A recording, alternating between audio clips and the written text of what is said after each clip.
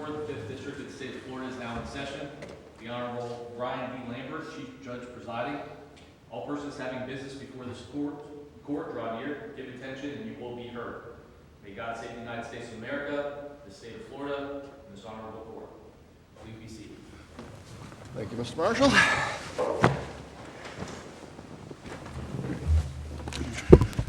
Good morning. Good morning. Welcome to another oral argument session of the 5th District Court of Appeal. It is Tuesday, February 7, 2023. As our marshal just indicated, I am Judge Lambert, Chief Judge presently. I'm presiding over the oral arguments this morning. We have 3 cases. Let me introduce the panel for you, and hopefully we have the name tags in the right spot. To my right and to your left is Judge Scott Maker. He is recently with the First DCA and came over here as part of the realignment. We're very pleased to have Judge Maker with us on the court. Great addition to our bench. I guess I'll have to say nice things about this guy to my left. This is Judge John Harris. His dad was very smart. He was a former judge here on our court. And John has a very good legacy following his father's footsteps. Probably the nicest thing I ever said about him. Not his dad, about him. All right. A couple things today. Each side will have 20 minutes for oral argument. The appellant, we will reserve 5 minutes for rebuttal. If you would like more or less time in rebuttal, please let me know and I will adjust the clock accordingly. What will happen when you're into your rebuttal time, you will see a yellow light flashing. At that point, that doesn't mean you have to stop. That just is putting you on notice. If you want to keep going. You don't get any extra time. But if you want to stop, just let me know, and we will reserve the rest of the time at that point. When you get past your 20 minutes, you will see a red light flash. At that point, please, if you've not already concluded or if you're not concluding, please begin to conclude, and I will keep an eye on that so that we can bring this to a conclusion. Also, we are being recorded on YouTube, so please keep that in mind. People may be watching you or can watch you in the future about what you say, so just keep that in mind. And if you have any type of electronic device, phone, whatever, please put that in either the off position or the mute position so that it doesn't inadvertently go off during the oral argument and distract either you or your opposing counsel or the court. Okay, those are all the preliminaries. All right, our first case, 22-1241, HERC, H-E-R-C Rentals, Inc. versus Superior Site Services, Inc. and Chad D. Lee. So, counsel, if you're ready, come on up.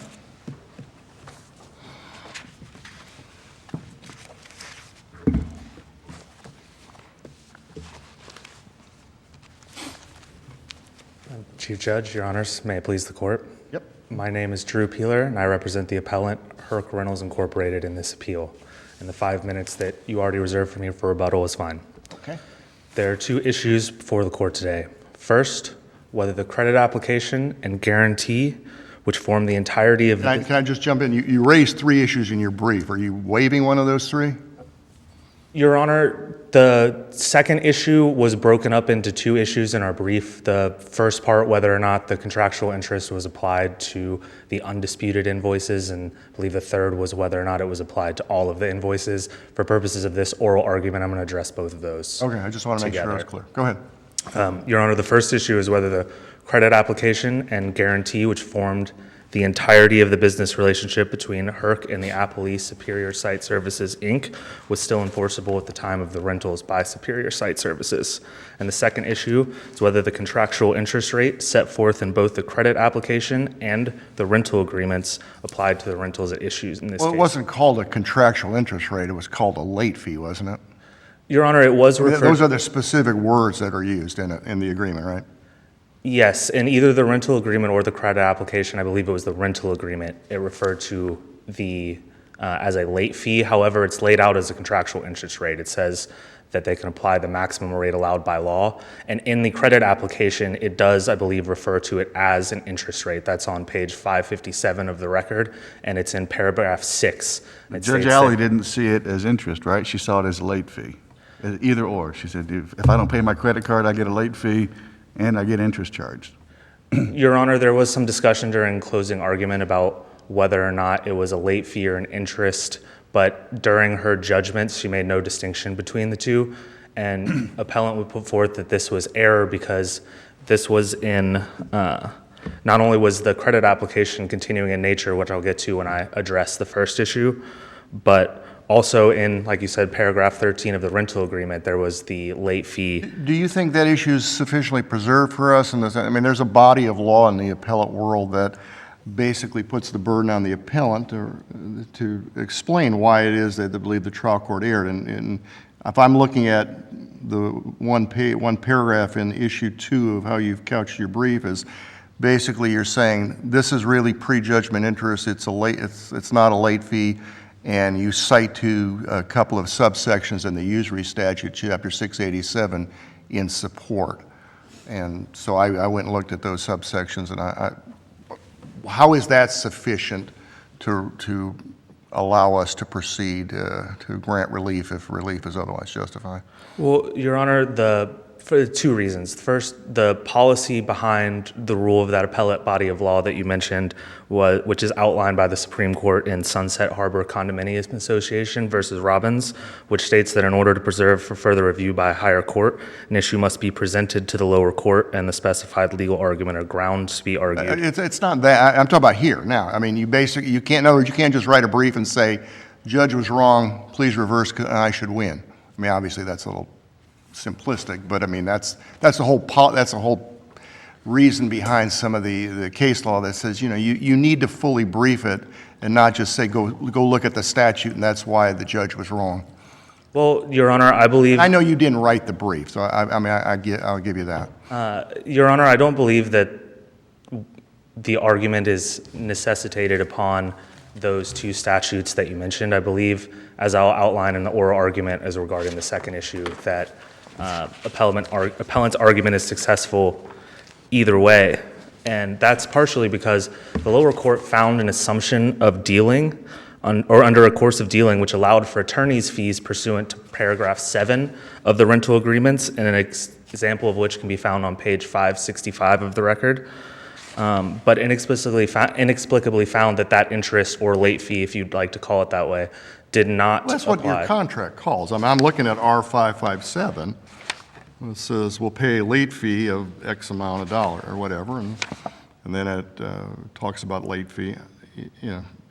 Go ahead.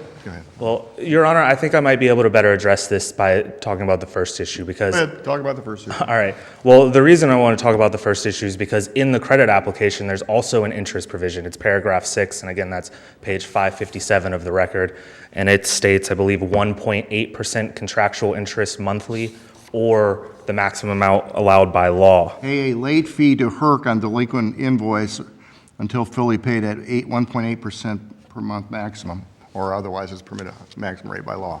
So again, you're not helping the argument to me because it doesn't say interest, it says late fee.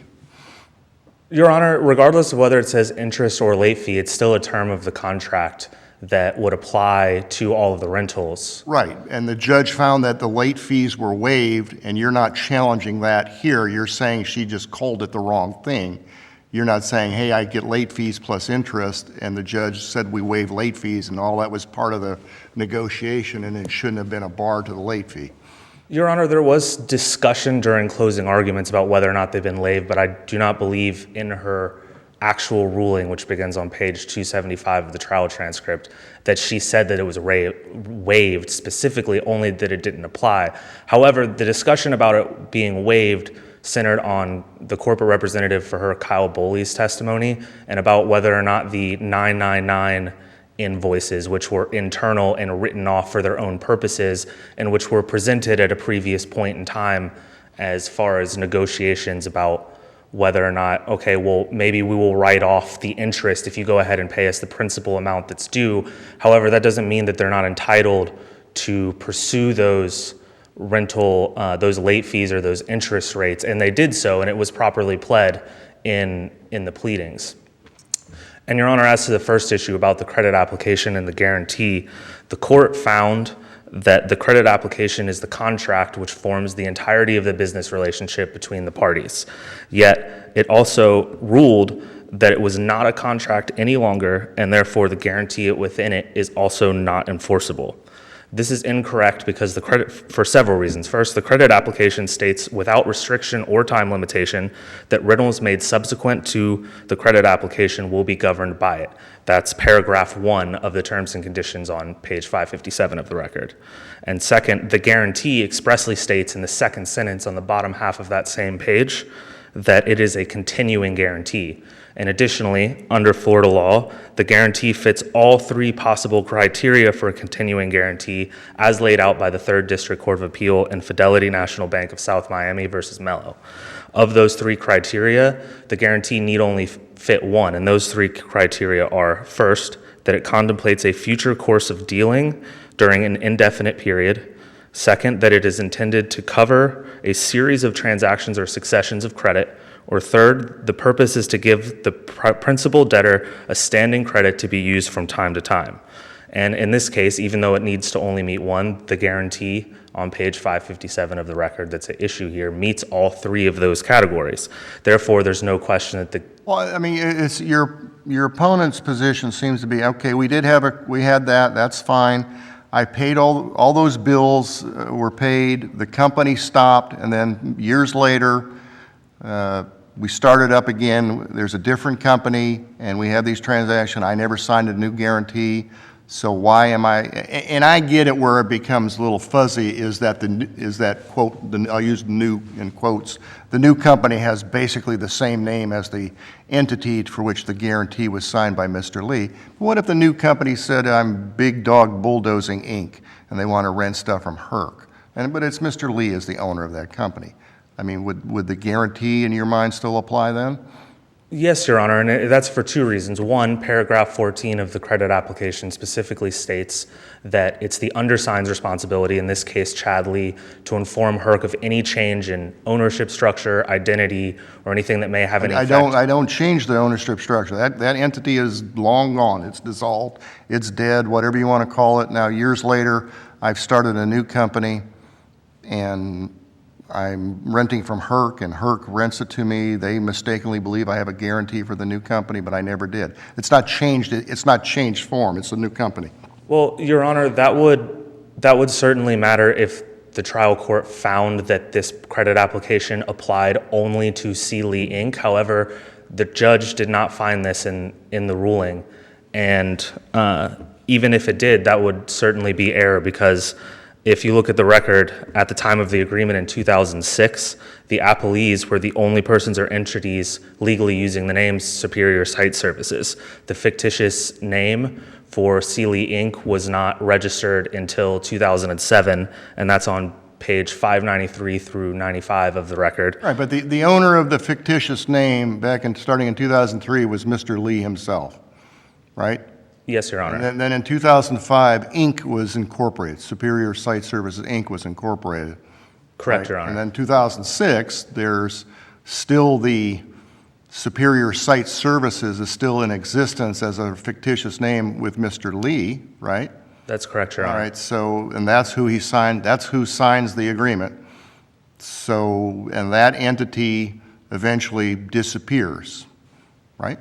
Yes, Your Honor. Okay, and so Mr. Lee convinced the trial judge, and you have to convince us why the trial judge was wrong. Mr. Lee says, well, that entity ended.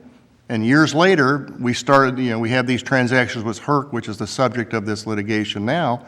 But that guaranteed contract, there was nothing for me to say that we changed form because that company is defunct, deceased.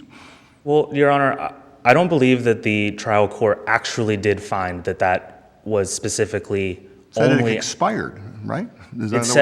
Yes, Your Honor, it said that it had expired in essential words. However, it can expire because the guarantee is continuing in nature. And in this instance, the appellee himself testified, I believe it's on pages 167 through 169 of the trial transcript, that he never terminated the credit application, he never revoked the guarantee, and then he further testified, that's on 174 and 75. On 167 is where he testified that he held both companies out as Superior Site Services. So essentially, this ruling would allow him to pick and choose, well, okay, I'm doing business now. At the time, I wished for you to do business with both of my companies, or I intended for you to do business with me and I was going to do it under one of my two companies. And then years later, if the guarantees found no longer to apply because he said, oh, well, the company that you were really doing business with back then, which Herc would have never known, stopped doing business in 2011. And, but anyway, there's no question that the guarantee is in fact continuing in nature. And this remains in effect under Florida law as the Fort DCA laid out in Causeway Lumber versus King, that it remains in place until it's revoked. And that's important because Mr. Lee testified that he did not notify Herc of the guarantee, and this court in Fort DCA further went on to say that it's the guarantor's responsibility to revoke that guarantee.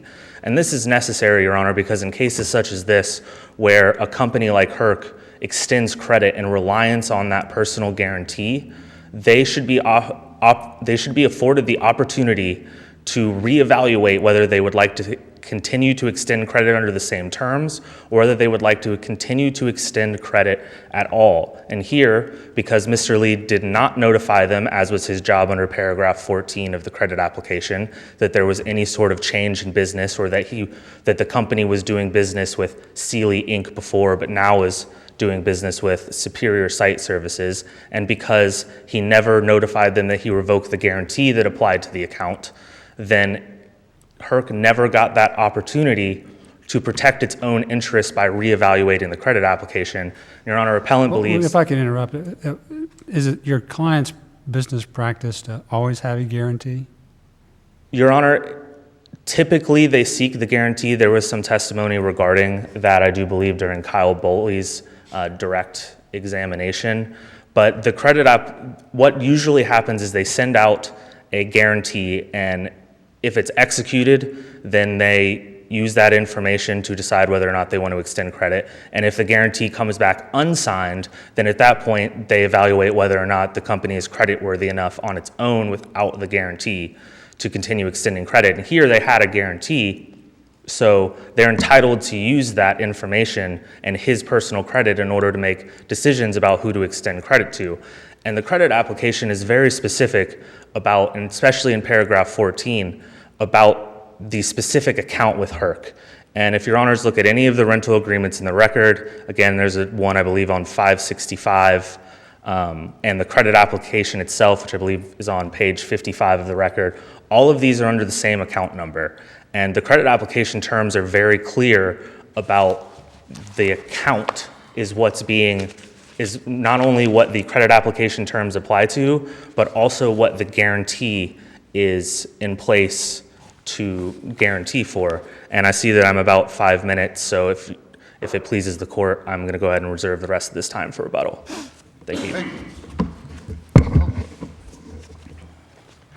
All right, counsel, Mr. Ludwig. Thank you, Your Honor. May it please the court, Eric W. Ludwig for the appellees, Superior Site Services, Inc., and Chad Lee. I think the key issue here, as I said in a very brief, is whether this credit application and the written guarantee apply to subsequent dealings years later with a separate corporation.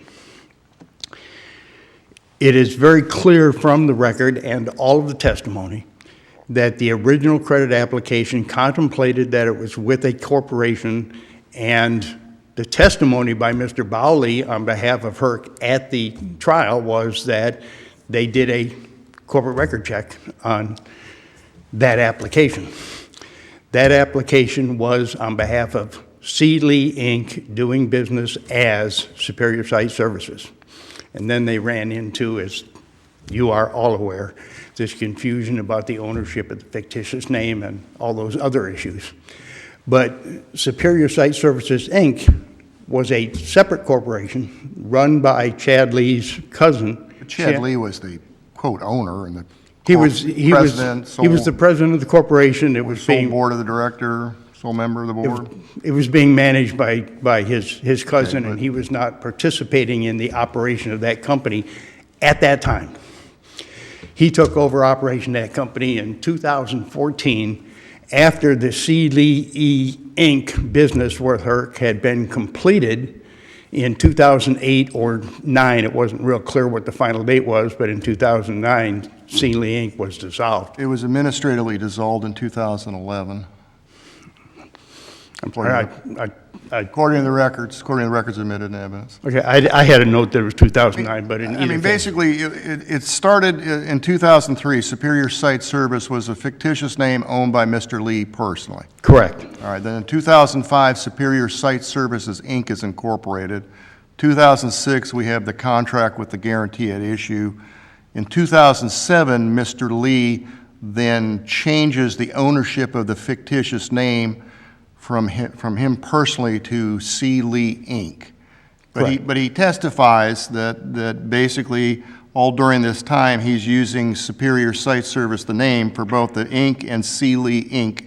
at the time. He says that. That's correct, and they were doing separate types of business. One was a commercial. They were doing the same site business. service, and one was, It wasn't a florist shop and building houses. No, They that- were both- no. They're both doing the same thing. One entity was for residential, one was commercial, and he wanted to use the name to the Superior Site Services for both to kind of build business. I think that's his Correct, Your testimony. Honor. All right, so. No question about that. So he's holding out that his entities, regardless of who, quote, the manager is, his entities that he owned are working under the label of Superior Site Services. Correct, Your Honor, That's a but- fair interpretation of the but the- evidence. That's but- uncontradicted. but Your guy said it. right, Okay. the contract itself and guarantee was in the name of, well, Chad Lee signed the guarantee, but the original credit application was in the name of C. Lee Inc. And it seems to me, the question, and correct me if I'm wrong, is, all right, like we have this other entity,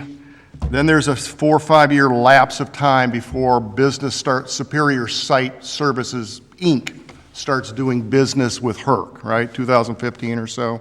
Correct. They were, Chad Lee took over the active management of Superior Site Services, Inc. in 2015, and he was approached by Mr. Pacheco, and,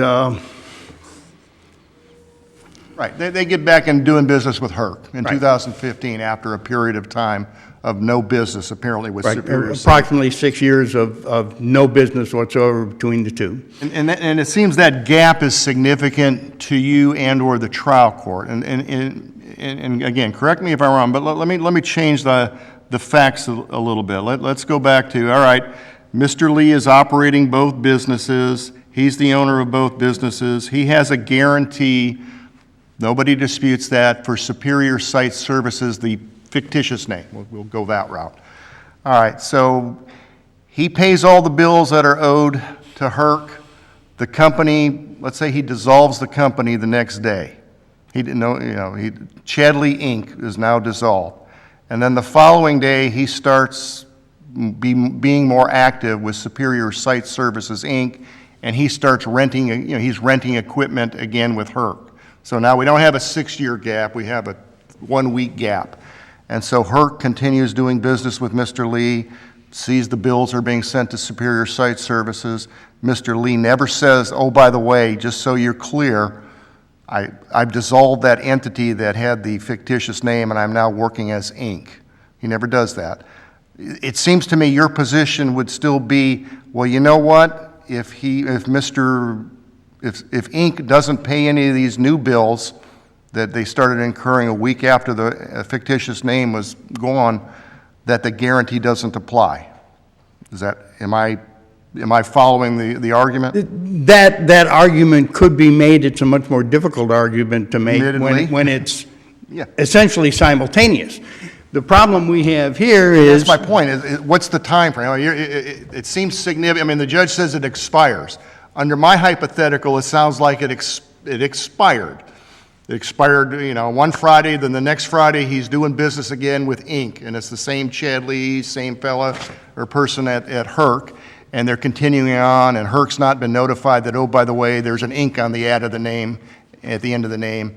and they believe they have a guarantee, and then lo and behold, 2 years later in litigation, they are faced with this defense saying, no, you were dealing with a different entity, even though it's the same human being and they do the same business. So my question is, why is the time frame significant when your client had the affirmative duty to say, hey, by the way, not for nothing, services is no longer in existence. I don't think my guarantee applies. I'd still like to do business with you. And then HERC can, they can take whatever steps they choose to take or not. Well, in this case, the credit application was the name of, it said Superior Site Services in the name, but it identified the corporation, and the testimony was, and the sole evidence at trial was, that all payments made were made by Sealy Inc., DBA Superior Site Services, up until the time Sealy Inc. ultimately went out of business. The 6-year time frame shows the difference between the people he was dealing with in 2003, 4, 5, 6, 7, 8, and the people who came to see him 6 years later.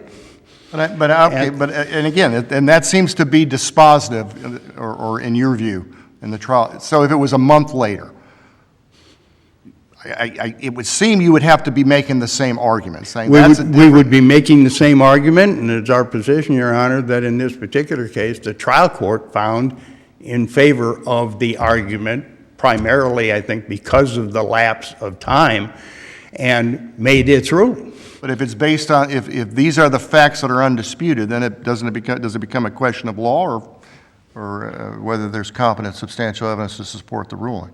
I think, Your Honor, that... Well, I know which one you should pick, but yeah, go ahead. We believe that the judge heard the evidence, the judge observed the testimony.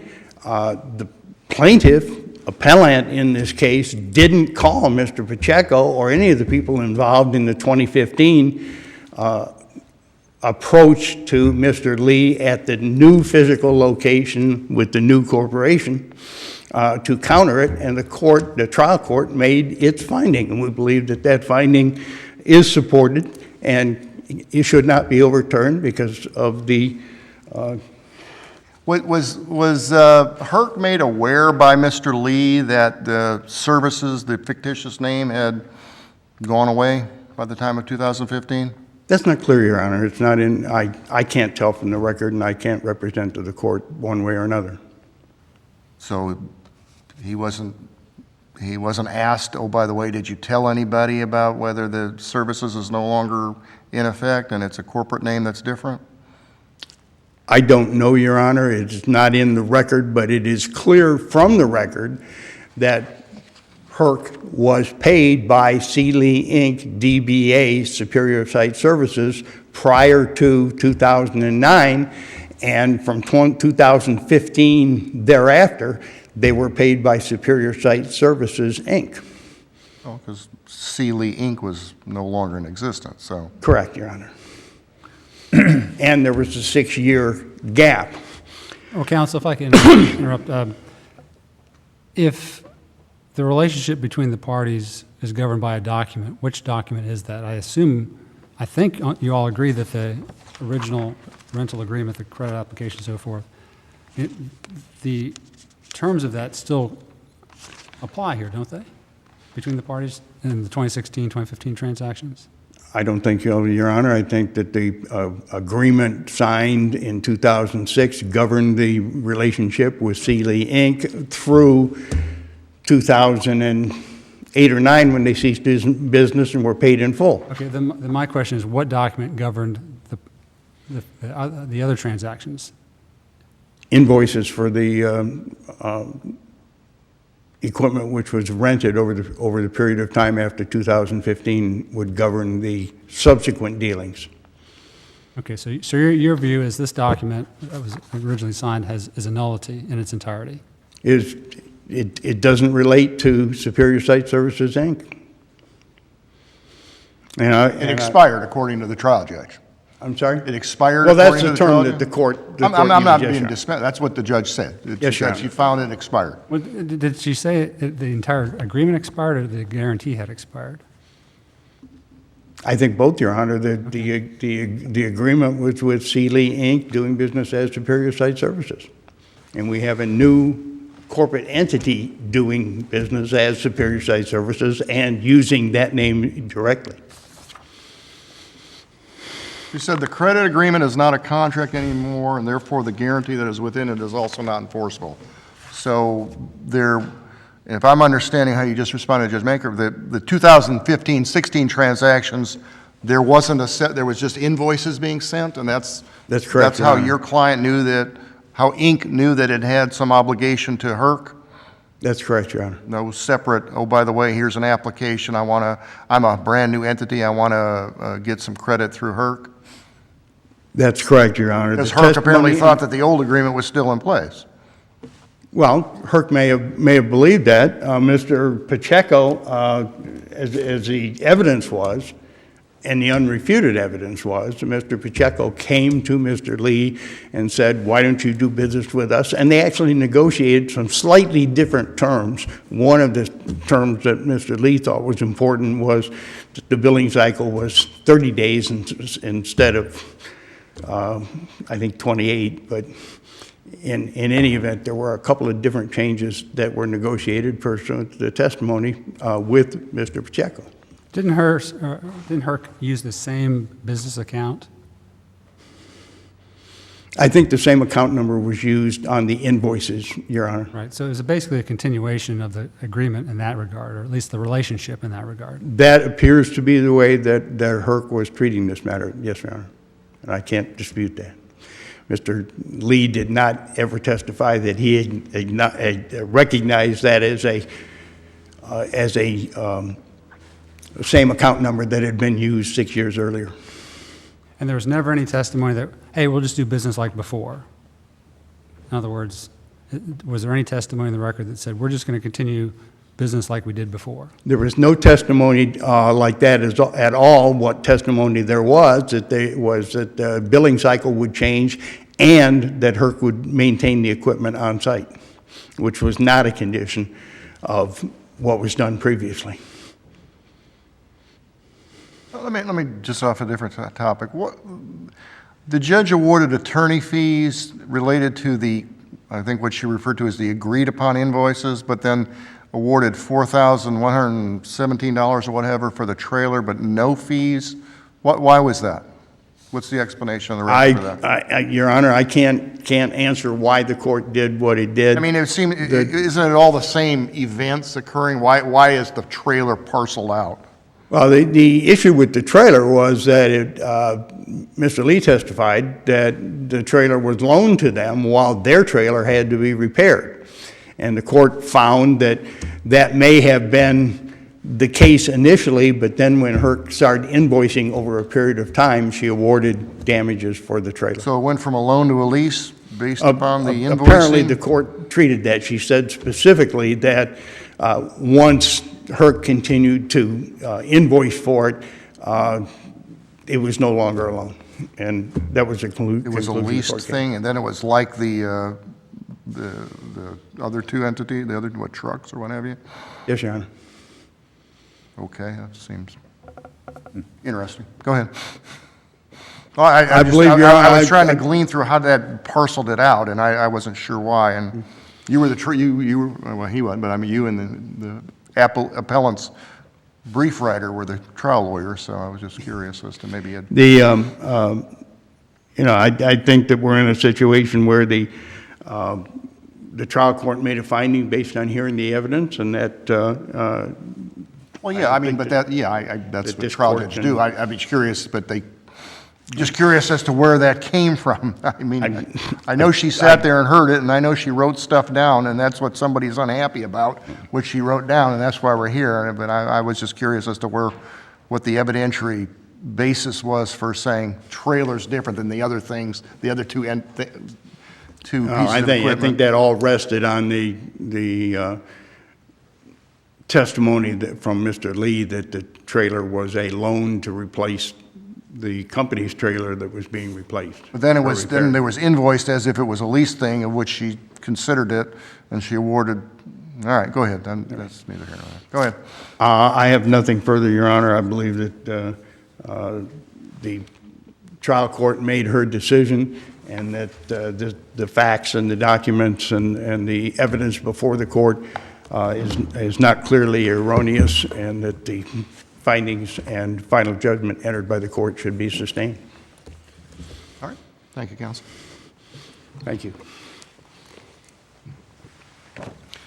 Okay, Mr. Peeler, looks like you saved yourself 4 minutes and 55 seconds, so you can use all or as much of that as you like. Yes, Your Honor.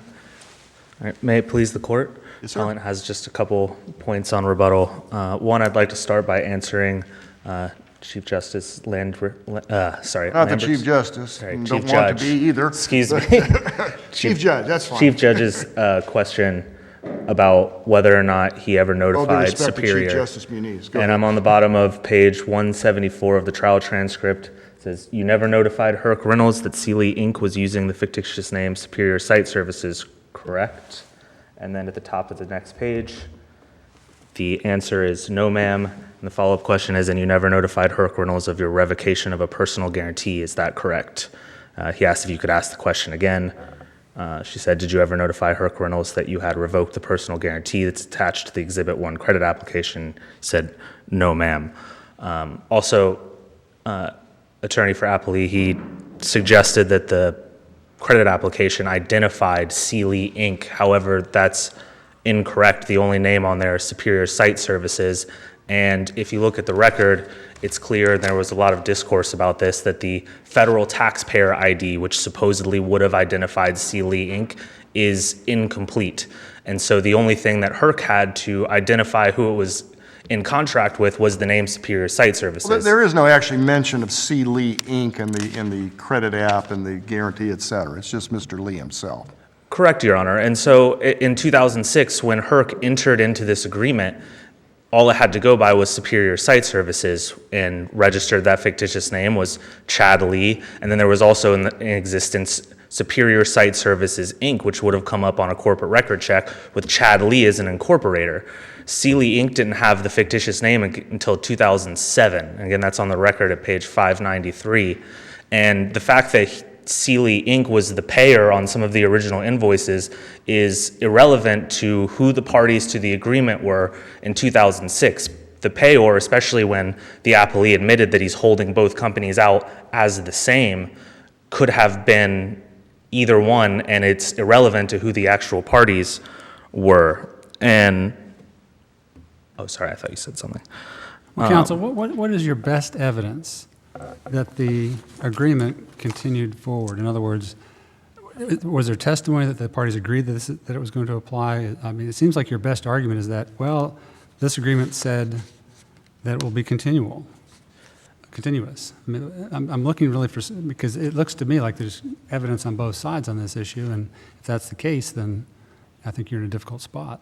Well, Your Honor, the best evidence is that he held both companies out, and that the credit application, it says at the top in paragraph 1, I believe the language is that all rentals after the agreement to the undersigned, with the undersigned being Chad Lee, and the company, there's a part of the credit application also being Superior Site Services, that this rental agreement, or excuse me, this credit application will control and govern all rental subs. If I can interrupt, other than the language of the document, what in the record shows that the parties intended it to continue being the basis of their relationship? Well, Your Honor, I think the best evidence is that there's nothing in the record to suggest that anybody did not intend this credit application to continue. And based on the language of the credit application and Florida law as it pertains to guarantees, it's clear that it's on the responsibility of the guarantor, or in the credit application's case, the undersigned, both instances being Chad Lee, to notify Herc that it's either been revoked or that there's been some change, in order to let Herc have the opportunity to also get the benefits of the terms and conditions of the rental agreement, just as he was getting benefit from the rentals. So what, then, if you're looking at the plain language of this document, then it would have been up to Mr. Lee to say, oh, by the way, the entity that owns the fictitious name is now C. Lee Inc. in 2007, and then at some point, assuming that was acceptable to Herc, then at some point to notify Herc that there is no longer a C. Lee Inc., and there is no longer a fictitious name. But their argument, the point, and I think what Judge Maker's trying to point, is that there's a separate company involved. I know they have this similar, obviously, name. If the new company in 2015 was Big Dog Inc., and it was Mr. Lee and Mr. Pacheco knew each other, and Mr. Big Dog Inc. was doing business, grading business, et cetera, would he have been obligated to say, oh, by the way, I'm now doing business as Big Dog Inc., I'm no longer Superior Site Services? I mean, if the name is evident that it's a different entity, wouldn't that have triggered some obligation on the part of? In other words, he didn't have to tell you, I'm doing new business, the old business is dead, I'm now running a new business 5 years later. Why would he think that the guarantee would still apply to him 5 years later? Well, Your Honor, I see I'm. Go ahead, out of I time. asked you. Right. Your Honor, Judge stuff, but this being is- omnipotent here. well, the guarantee is inextricably linked to the credit application, and all of the language in this 2006 credit application refer to the undersigned, with the undersigned being Chad Lee. So all of the responsibility is on him, even if the name were different, even if the business were different, to let Herc know that they're no longer doing business with the same entity so that they have the opportunity to reevaluate their credit. However, that isn't the case here. Tells them I'm Big Dog Inc. now. That's my entity that I'm doing business, I'm Big Dog Inc. is now doing I'm in the grading business. I'm now introducing myself 5 years later. And he has to formally say, and oh, by the way, I formally revoke the guarantee from an entity that's been deceased for 5 years? Is that what you're arguing? Is that what you're saying here? In a sense, Your Honor, I mean, as far as the credit application goes, again, it's important to note that Herc thought for the entire length of the business relationship that they were doing business with Superior Site Services, Inc. And that wasn't very persuasive to the judge. No, Your Honor, it apparently wasn't. However, she did find that that credit application formed the entirety of the business relationship between the parties. And so her finding, in a sense, cuts Herc's legs out from under it, because they've been relying on this credit application and the guarantee, and yet they won't, under her ruling, don't get the benefit of its terms, whereas Mr. Lee gets the benefits of the rentals. And for these reasons, Your Honor, the appellant respectfully requests that you reverse the decision of the lower court. All right, thank you, counsel. Thank you.